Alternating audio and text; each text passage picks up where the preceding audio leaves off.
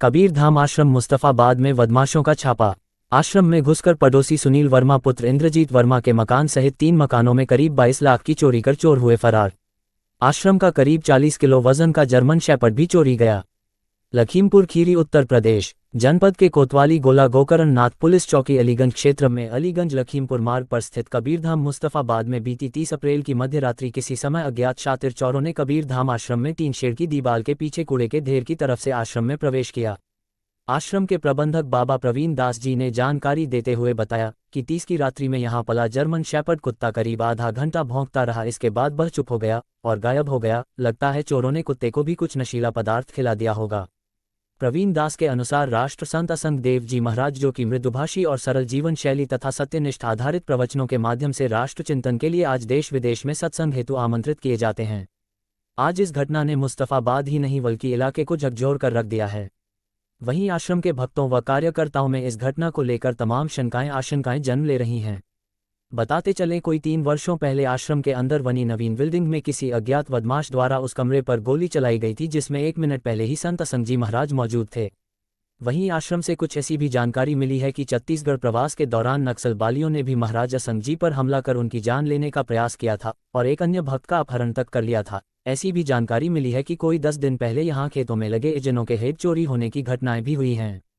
वहीं चोरियों को लेकर ऐसा लगता है कि जब चोरों ने छत के रोशनदान में पक्की सीमेंट से बनी दीवार काटकर चोरी करके निकल गए तो चोरों को पास ही रह रहे पुलिस के 6 राइफलधारी सुरक्षा कर्मियों की भी जानकारी रही होगी। तब सवाल उठता है कि क्या चोर अपनी जिंदगी दांव पर लगाकर खाली हाथ तो नहीं आए होंगे। फिलहाल चोरों के पकड़े जाने के बाद ही जानकारी मिल सकेगी कि चोरों का मकसद चोरी ही था या कुछ और था। फिलहाल 36 घंटे बीत जाने के बाद भी अभी तक पुलिस के हाथ खाली ही हैं। संवाददाता विनोद कुमार यादव की रिपोर्ट। मैं यहीं की निवासी हूँ। एक घटना हुई है 30 की रात को, भाई 12-1 बजे के बाद में, और घटना में अच्छा खासा जो है जेवरात वगैरह सारा सब जा चुका है। पुलिस अपना काम उस हिसाब से नहीं कर रही है जिस हिसाब से उसको करना चाहिए। चोर जो है मतलब कितना आपका लगभग नुकसान कर दिया? वही 14-15 के करीब में 14-15 लाख का नुकसान हुआ है हमारा। FIR हो गई है। चोर किस तरह से आए थे, किस तरह से? ये चोर घर के पीछे से आए थे और इधर से इस साइड से निकल के चले गए हैं। इधर हाँ, क्या है? इधर ये सीधे ये पीछे रास्ते ही है, सीधे अपना वही अपने नहीं, रास्ता नहीं है। ये हमारे खुला है, हमारे घर का है कि हम लोग इधर से भी निकल लेते हैं और उधर से भी आ जाते हैं, दोनों तरफ से। हाँ, अंदर से सारा बंद रहता है हमारा। और इधर से ये निकल के गए हैं, इधर से इस साइड से, इस साइड से ये कूद के चले गए हैं। यहाँ से पूछ रहे यहाँ चाकन खुलता है। हाँ। क्या नाम है आपका? सर नेहा। पति नाम? अमित कुमार। अच्छा, आप यहाँ बहू हैं? जी। कौन सा गाँव? मुस्काबाद। क्या करते हो जी? वो सर घटना क्या, सारा जेवर रखा था, पूरा सामान, मेहनत, मतलब अभी 1 साल हुआ शादी को, पूरा सामान था, 7-8 जोड़ी मतलब सोने का था, सोने का और चांदी का सारा गायब हो गया। सारे कपड़े 7-8 साड़ी थी, सारे ले गए। कुछ भी नहीं सर बचा। मेकअप वाला सामान ही इसमें पूरा भरा था नया, वो भी कुछ नहीं बचा है सर। ये मतलब घुसे कहाँ से? सर यहाँ से, शायद यहाँ से आए हैं और कहीं घुसने की जगह नहीं थी। यहाँ तो बाहर गेट बंद था। ये ऊपर? जी। 30,000 सर रुपए भी रखे थे, पापा ने दिए थे, बाबू मेरा छोटा है उसी के देखने के लिए मतलब दिए थे। कुछ भी नहीं। साड़ी में सर पैसे आप लोग रखे थे। कमरे में थी नहीं? सर नहीं थे, हम लोग 3 लोग रहते हैं सर, इतना बड़ा घर है, गर्मी में क्या यहाँ सोएंगे, बाहर ही सोते हैं। पति भी हमारे नहीं जो यहाँ सोए, मम्मी के साथ सोते अपनी। यहाँ तोड़ा है, ये यहाँ से चढ़ के गए इधर। ये टूट पड़ी तो है। हाँ, यानी अब तक इस पे एक टार्च मिली थी हमें। टार्च भी मिली थी। कैसी प्लास्टिक थी? प्लास्टिक की इतनी बड़ी थी, इतनी बड़ी थी। हाँ, हम लोग शाम को जब इधर हल्ला पड़ा तो हम लोग आए इधर, तब पता चला, इस पर चढ़ के देखे, फिर एक टार्च मिली, तब इधर गए ढूंढते ढूंढते हम लोग। यानी अभी तक तो नीचे सेंध लगती थी। हाँ, अब ऊपर नहीं लगने, ऊपर लगने लगी। जी। सर पे यहाँ रखे थे। मैं ये नहीं जानती थी कि मैं आज मेरी लोगों की रात नहीं पार होगी जो मेरे पैसे गायब हो जाएंगे।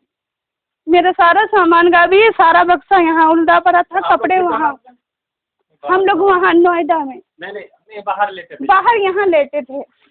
हाँ यही मोहरे में लेते थे। अच्छा ये तो बंद था इधर। हाँ ये बंद था, ऊपर कुंडी लगी, नीचे भी कुंडी लगी। यानी ऊपर जो ये होल जो है, ऊपर जो चौखंटा बना है वो था। हाँ। और जो ये बाद में बढ़ाया। हाँ उसमें ईंटें भरी थी, ऊपर वाले में ईंटें भरी। जैसे इधर भरी है, इधर भरी थी, इसको तोड़ा है। ये तो नया ढंग है चोरी का, ये नया ढंग है। और क्या नाम है आपका और कहाँ रह रहे हैं और ये क्या घटना हुई? जी, ये हमारा नाम है संत प्रवीण जी, और ये घटना जो यहाँ आप आए हैं ये तपोभूमि विश्व कल्याण आश्रम कबीर धाम राष्ट्रीय संत श्री असंग देव जी का ये आश्रम है। और यहाँ 30 की रात में अत्यंत दुखद और बड़े ही संवेदनशील घटना हुई है। जिस घटना का प्रकार ये है, मैं आपको थोड़ा बताता हूँ। ये लगभग 30 तारीख की रात के लगभग 12 बजे यहाँ अज्ञात लोग इस हॉल के पीछे से आए हैं और इसके किनारे ऊपर में चढ़ते हुए ये हमारे गांव के संबरांध, हाँ ये पीछे खुला है, घूर है, गोबर डाला जाता है, इसी रास्ते से रात में अज्ञात बदमाश लोग आए, इस साइड से आए हैं पूरा।